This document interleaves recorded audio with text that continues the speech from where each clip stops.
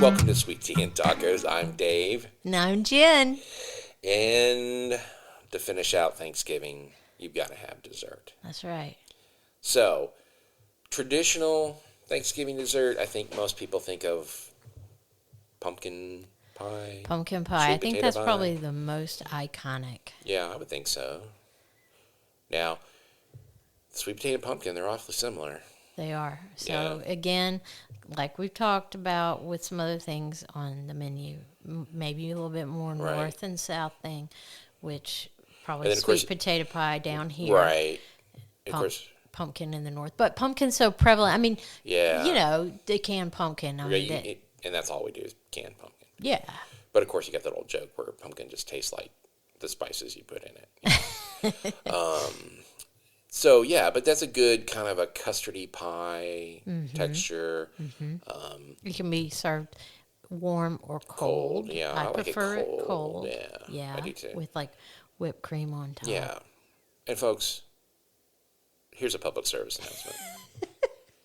Use real whipped cream, please. Yeah. Okay. If you have a mixer of any sort. Right, hand mixer or a stand mixer. You can make whipped cream in 3 minutes. Yeah, it's really easy. Heavy whipping cream and sugar and vanilla. Preferably powdered sugar. Preferably. You can make whipped cream, and it is 1,000 times better. You add a touch of vanilla even. Yeah. For all that is good, don't use whipped topping, please. Yeah. Now, if you want to get fancy, and there's actually a lot of some of the canned ones with the little spray, like the whipped cheese, spray cheese, or whatever. You know, some of those actually don't have junk in them. Yeah, or maybe a little bit better. And there is one kind of whipped topping that I've seen that's not too junky. It's maybe made with some coconut oil or something. But for the most part, just do it from scratch. It's not hard. No. 3 minutes in a mixer. Yeah. You're good. Make sure your half and half for your heavy cream is really cold. Stick it in a bowl, whip it, and you're good. Yep. Okay. That was my public service announcement for today. Okay. But pumpkin pie or sweet potato pie really needs it. It's kind of you kind of have to have it. Yeah. Now, other kind of pies that are traditional down here, pecan. Yeah, pecan. Yeah. Ooh, yeah. And that can go either way with the topping, you know. Yeah, I mean, we ate it all the time at the holidays, and we never put anything on it. But that was just our family. Right. I guess you could even have some ice cream with it. Yeah. Apple pie. Apple pie is very traditional. I think that's pretty standard throughout the entirety of the United States. Yeah, I remember having a lot of that. And that's, to me, is really a pie holiday. It is a pie holiday, I would have to say. So I don't really see a Thanksgiving cake or... No, not really. Not really, no. Now, maybe I could see something like a crumble. Like, I have a recipe for an apple cranberry. Yes, that's really kind good. of baked crumble, and it has this topping with like oatmeal and brown sugar and some nuts. Now, the difference between a crumble and a cobbler are very... Yeah, I tend to think of a cobbler as more of a pastry crust. Okay. You know. Gotcha. Where the crumble is just a crumbled topping on the top. Okay. Gotcha. Yeah. But yeah, it's really pies. Yeah, I agree. Now, one of the things that we will have sometimes at Thanksgiving, but mostly at Christmas, is the mincemeat. Yeah. And people kind of probably scoff at that, kind of like they would put it in the category of maybe like fruitcake or something. Right. Which I like fruitcake too. So it's really good. It is really good. It's really sweet. But we don't make it from scratch. We just buy the jar. And there's, to me, some better jarred brands than others. Yes. There's one that may even be from England that's really, really good. Because that's a big thing over there. Yeah, and your dad loves it, and that's kind of, that's the first time I ever had it, and I really like it. Yeah, I mean, we grew up eating a lot of that. But we also do that for Christmas. But Thanksgiving, we tend to be pumpkin. Pie heavy. Yeah. And what's interesting is, for whatever reason, my family never did pumpkin pie for Thanksgiving. I mean, I think the first time I ate it was maybe like with your family. Really? And I loved it. I fell in love with it. I loved the consistency and everything. That and sweet potato pie, you know.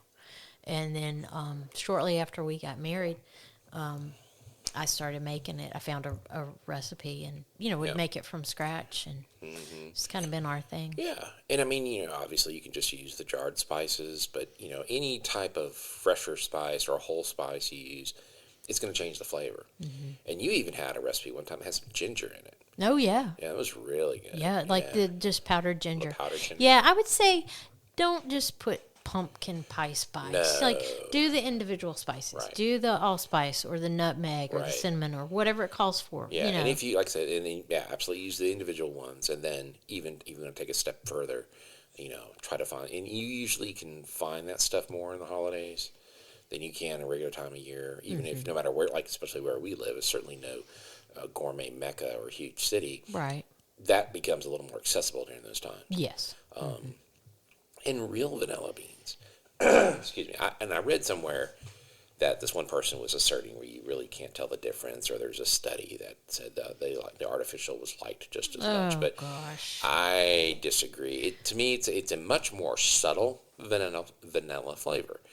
But the other tastes to me artificial and leaves sort of this nasty aftertaste. And vanilla extracts are great, but again, if you can find it, and usually you can during these time of years, vanilla beans, just true vanilla beans. Yeah. It adds a different vanilla flavor. It's much more subtle and it's more complex. Right. But along the lines of your PSA earlier, please don't buy imitation vanilla extract. I know there's a difference in cost, especially these days where everything has gotten so expensive. But just buy a small bottle of the real stuff. It doesn't have to be an ultra gourmet brand. No. But you're going to be so grateful. Right. And you can actually make some of those things yourselves.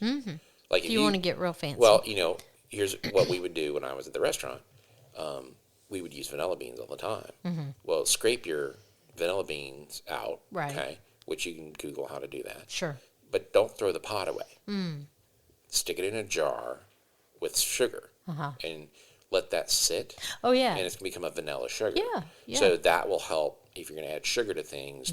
Now you have this vanilla sugar ready to go. Yeah. Now you just kind of amp up the vanilla flavor. Yeah. But obviously that takes a while. You're not going to do that overnight. Sure.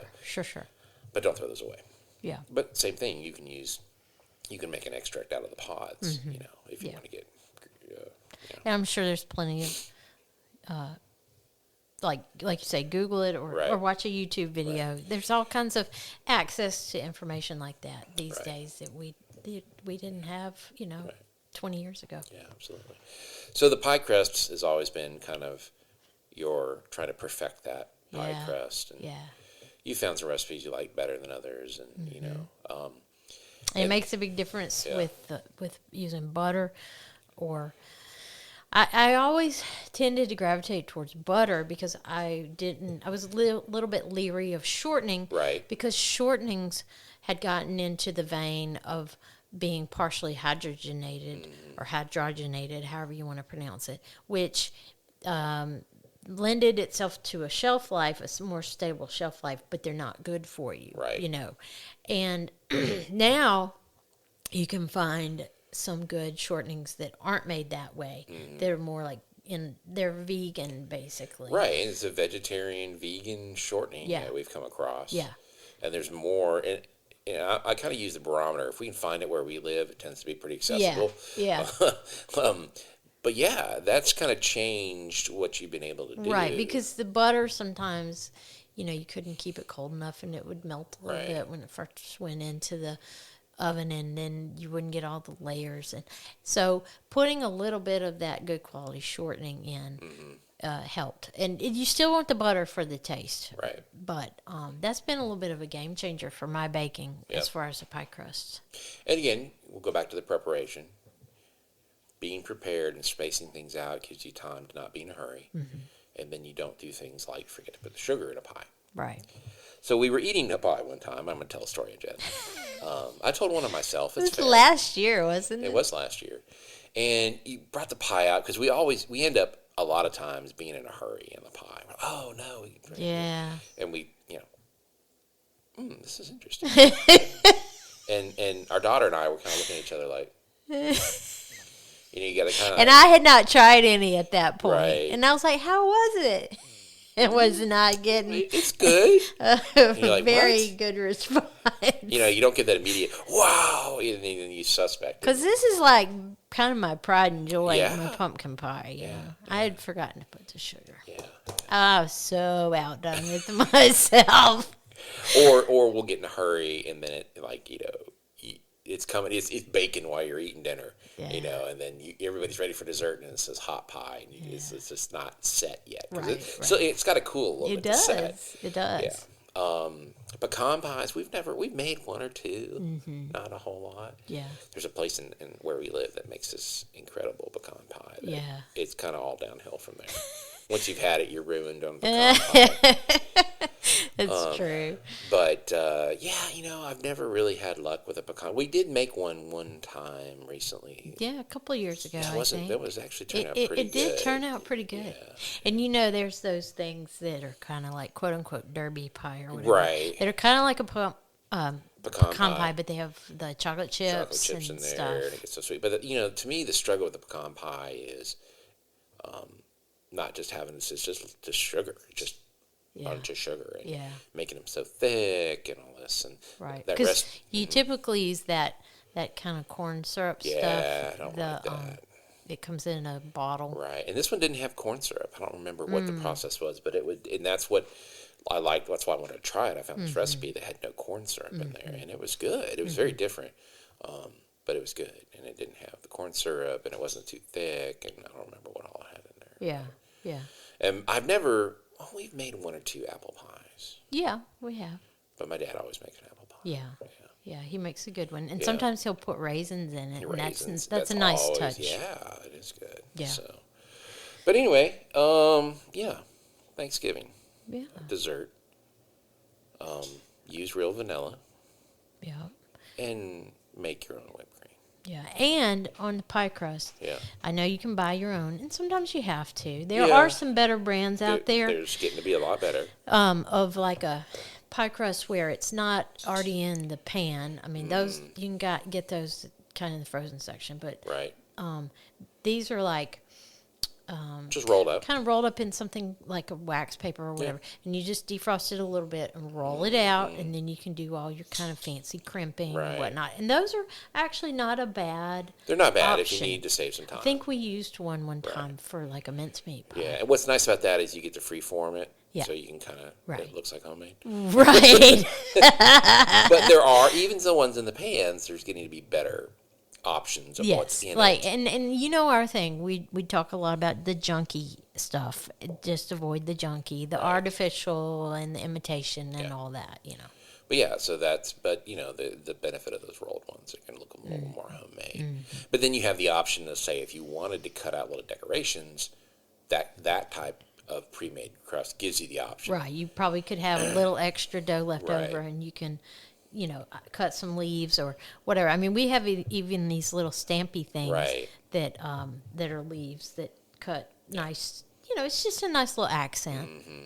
Yeah. So, in pie pans, you got all kinds of decorative ones. The only downside, we have this one that's really fluted and really cool looking, but getting the pie out of there. Yeah, it's really difficult. It's hard. So sometimes just the basic pie pan, is and isn't good. there that thing about a dark pan cooks the crust more quickly or something like that? Glass. Yeah, I don't know which one it is. Yeah, we should know. Hey, you know what? That's a podcast episode. It might be. Probably. Pies are coming because it's such a big deal with us. We like pie. We love pie. Love pie. And it's hard to get good pie commercial. I mean, like, there's not a lot of places in our area where you could walk in, say at a diner or somewhere. No, restaurants and get say, pie. I want a piece of pie and coffee. They're just not there. Pecan pie, but that's about it. Yeah, maybe. A key lime pie. Yeah. Or lemon ice box. Or lemon ice box. In the summertime. But that's about it. Otherwise, it's cheesecake factories around here. It's just cheesecake. That's what a lot of restaurants. And I understand why. Yeah. Or you get cakes. Or something like a brownie with ice cream. A brownie or tort, but it's hard to get ate apple pie somewhere. Yeah. Or, I don't know what it is. I mean, pies, I will say, they're not the easiest thing to make. There's a lot of variables that can go wrong. But then also, they may be seen as somewhat of a kind of a more of like a common food. Right. Like if there was a gourmet restaurant, they might think, well, we have to do some kind of fancy tort or, something. But which, don't get me wrong, it's great. But I don't think you can really do better than pie. No, and that's just kind of where we live. You might have more access where I know there's some places in Louisiana. There's several really famous pie places over there that and you get all kinds. You get the coconut pies. And there's buttermilk pies and, a chocolate pie. Chocolate pie.